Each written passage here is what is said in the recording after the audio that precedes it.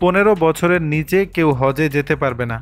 আগামী বছরে হজে যেতে ইচ্ছুক মানুষদের জন্য নতুন নির্দেশনা দিয়েছে ধর্ম মন্ত্রণালয়। 15 বছরের কম বয়সী কেউ আসন্ন হজে যেতে পারবেন না।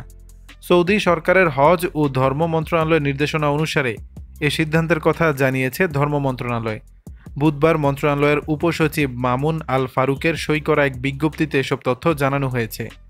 এতে বলা হয়েছে, সৌদি আরব হজ ও ওমরা মন্ত্রণালয় শিশুদের সুস্থতা ও নিরাপত্তার বিষয় বিবেচনা করে 2025 সালের হজ মৌসুমে পবিত্র হজ পালনে আগ্রহীদের সর্বনিম্ন বয়সসীমা 15 বছর নির্ধারণ করেছে, যা হজযাত্রীর পাসপোর্টের জন্ম তারিখ থেকে ধরা হবে। সরকারি ও বেসরকারি উভয় মাধ্যমে নিবন্ধিত হজযাত্রী, হজ এজেন্সি এবং হজ কার্যক্রমে সম্পৃক্ত ব্যাংক সহ সংশ্লিষ্টদের এ নির্দেশনা ফলো করতে হবে।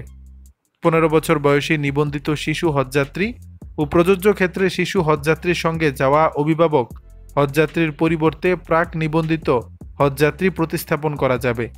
উপসচিব মামুন আল ফারুক জানান, সৌদি সরকারের নির্দেশনা আমাদের ফলো করতে হয়। 15 বছরের উপরে কেউ যদি হজে যেতে চায় তাকে অবশ্যই প্রাক নিবন্ধন করে যেতে হবে, আর তার নিচে তো যাওয়ার সুযোগ থাকছে না। দর্শক, বিষয়টি নিয়ে আপনাদের মতামত জানাবেন নিচের কমেন্ট বক্সে।